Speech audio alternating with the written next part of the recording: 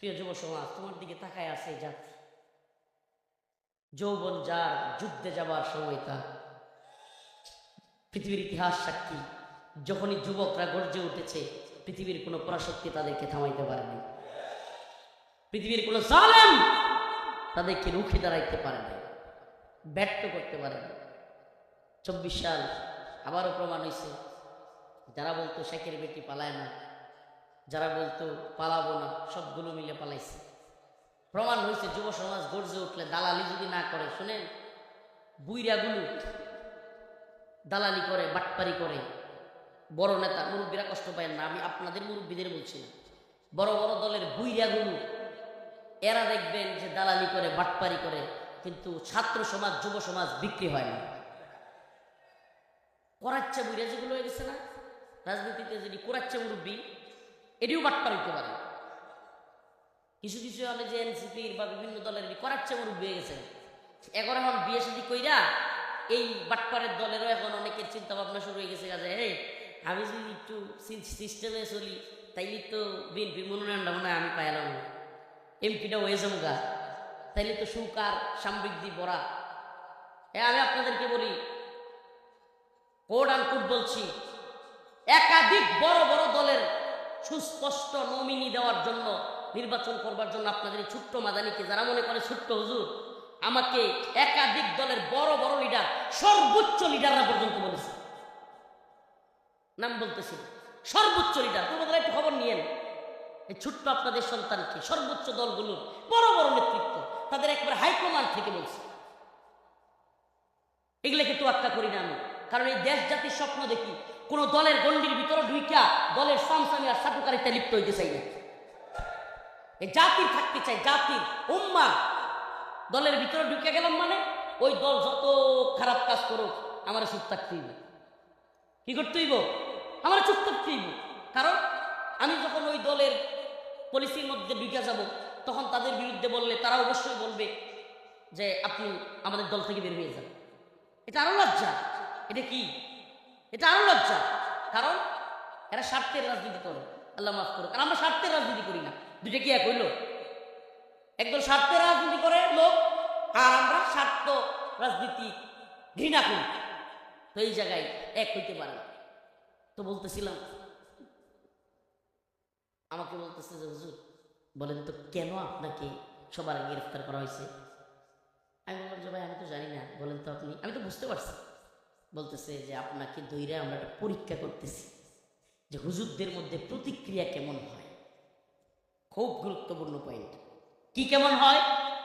যে হুজুরা প্রতিক্রিয়া কেমন দেয়, হুজুরা হট্টগোল দেয়া দেয় কিনা, অবরোধ করে কিনা, মিছিল মিটিং সমাবেশ করে কিনা।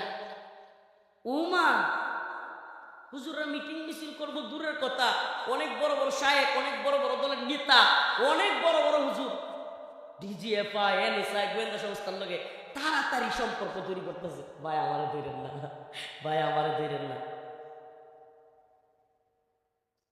আল্লাহকে সাক্ষী রেখে বলছি, কোড আন কোড হেফাজতের খোদ, হেফাজতের মহাসচিব আল্লামা নুরুল ইসলাম জিয়াদি সাহেব হুজুরের মাদ্রাসায় আমি যখন গাজীপুর জেলা কারাগারে, গাজীপুর আদালতে তোলা হচ্ছে, এই মুহূর্তে নুরুল ইসলাম জিহাদি সাহেব রহিমাহুল্লাহ, আল্লাহ তার কবরকে জান্নাতের বাগান বানায় দেয়, হুজুরের মাদ্রাসায় হেফাজতের মহাসচিব, ওখানে একটা ছোট্ট মিটিং চলতেছিল, হেফাজতের অনেকেই ছিল সেখানে। একজন নাইবে আমির, দেখেন আমি গাজীপুরে বন্দি, ওখানকার খবর কেমনে পাইলাম?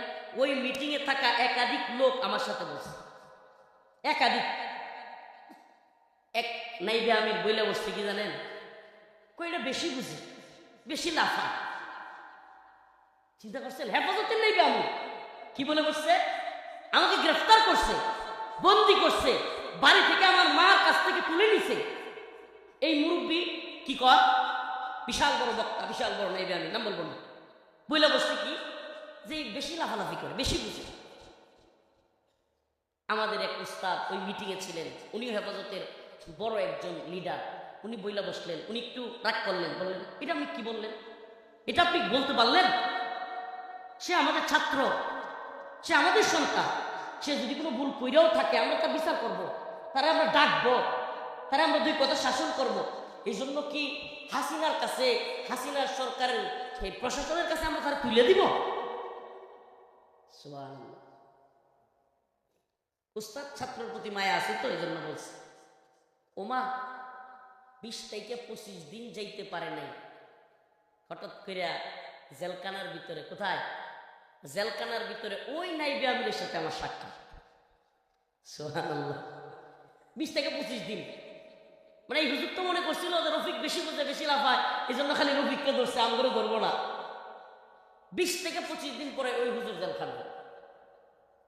প্রিয় ভাইরা, এই একটা ঘটনা আপনাদের সামনে বলছি এই জন্য আজকে যেই নেতা, বড় নেতা বাংলাদেশে চিন্তা করতেছে যে হাদি তো মারা গেছে, হাদি একটু করা বেশি কথা বলতো, বেশি আগ্রাসী হয়ে গেছিল, কাউরে পড়ুয়া করতো না, কাউরে তোয়াক্কা করতো না, কোনো দলের দালালি করতো না, এই জন্য শরীফ উসমান হাদি টার্গেট হয়েছে।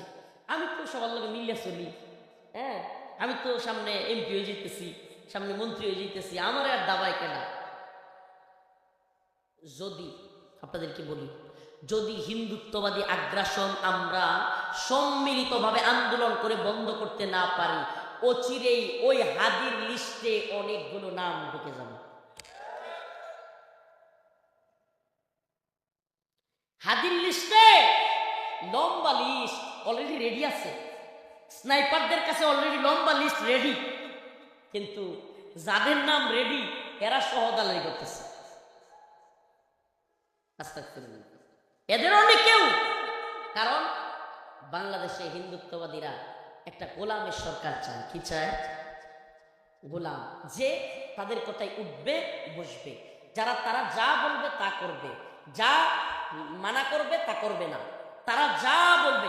তারা যদি বলে যে আমাদেরকে ট্রানজিট দাও দিবে, তারা যদি বলে করিডোর দাও দিবে, তারা যদি বলে সরকারকে বন্দর দাও বন্দর দিবে, তারা যদি বলে আমাদের জন্য পদ্মা সেতু ওইদিকে বানাও, খুলে দাও, রেল লাইন খুলে দাও, আমাদের এই ভারতের ট্রেন ডুববে, তোমাদের বুক ছিঁড়ে ত্রিপুরায় যাবে কলকাতা থেকে, দিবে। তারা যদি বলে যে বিশাল আম পাঠাও, ইলিশ পাঠাও, সব দিবে। এই ধরনের একটা সরকার ভারতের দরকার। বাংলাদেশে এরকম একটা গোলামের সরকার ইন্ডিয়ার দরকার। এই জন্য ইন্ডিয়ার এই গোলামের জিঞ্জিরে আবদ্ধ সরকার দরকার বলেই যেই সরকারি আসুক ইন্ডিয়া চায় তারা যেন তাদের গোলামি করে। প্রিয় ভাইরা আমার, বন্ধুগণ, তা আমরা কি আল্লাহর গোলামি করব না হিন্দুত্ববাদীদের? বলেন, আমরা কি আল্লাহর গোলামি করব না হিন্দুত্ববাদী ভারতের? ওই যে কোরআনের আয়াত তিলাওয়াত করলাম, আল্লাহ রাসূল সাল্লাল্লাহু আলাইহি ওয়াসাল্লামের ওই ঘটনা আল্লাহ তাআলা স্মরণ করায় দিচ্ছেন যে ওয়াইদ ইয়ামকুরু বিকাল্লাযীনা কাফারু লিয়ুসবিতুকা ওয়া ইয়াকতুলুকা ওয়া ইখরিজুক ওয়া ইয়ামকুরুনা ওয়া ইয়ামকুরুল্লাহ। আল্লাহ পাক বলতেছেন, স্মরণ করেন ওই দিনের কথা যখন আপনাকে বন্দী করতে চাইছিল। এই ঘটনাটা একটু বলেই শেষ করবো আমার আলোচনা। প্রিয় ভাইয়েরা আমার, দারুণ মদুয়া একটা পার্লামেন্ট কাফের মুশরিকদের। ওই পার্লামেন্টে আবু জাহেল, উতবা, সাইবা, বড় বড় নেতারা একত্রিত হইল যে মুহাম্মদ বেশি বাইরে গেছে, মুহাম্মদরে থামাইতে হবে। নাউজুবিল্লাহ সাল্লাল্লাহু আলাইহি ওয়াসাল্লাম। তাইলে মুহাম্মদরে থামানোর বুদ্ধি কি? তো তারা মিটিং ডাকলো, সর্বদলীয় মিটিং, সমস্ত কাফেরদের মাথারা মিলে বৈঠক ডাকলো। ওই বৈঠকের মধ্যে সিদ্ধান্ত হবে যে কেমনে মুহাম্মদরে থামানো যায়। ওই বৈঠকের মধ্যে এক বৃদ্ধ লোক ঢুকলো, তাকে সবাই জিজ্ঞেস করলো যে আপনি কেডা? সে বলল, আমি নজদি এলাকা থেকে আসছি, আমি তোমাদের এই বৈঠকে উত্তম পরামর্শ দিতে চাই। আসলে সে নজদ থেকে আসা কোনো লোক না, সে ছিল ইবলিস শয়তান। সে কে? ইবলিস শয়তান। ওই শয়তান বুদ্ধি দিচ্ছে। এবার ওই পার্লামেন্টের ভিতরে সর্বপ্রথম একজন লোক দাঁড়ায় গেল, বলল যে আমার পরামর্শ হলো আও ইউসবিতু, একজন বলল তাকে বন্দি করা হোক, মুহাম্মদকে বন্দি করে ফেলা হোক, সে আর বের হতে পারবে না, সে কিছু করতেও পারবে না। ওই যে মুরব্বী বেশে শয়তান গেছিল, সে চিৎকার মেরে দাঁড়ায় গেল, আরে না, বন্দি করলে লাভ নাই, মুহাম্মদের যে একজন রব আছে সে তাকে বের করে নিবে, সাল্লাল্লাহু আলাইহি ওয়াসাল্লাম বের করে নিবে।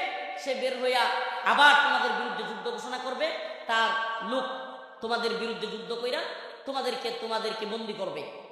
এটা হবে না। আরেকজন দাঁড়ায় বলল, ঠিক আছে, তাইলে আও ইউখরিজুক, তাকে বের করে দেওয়া হোক।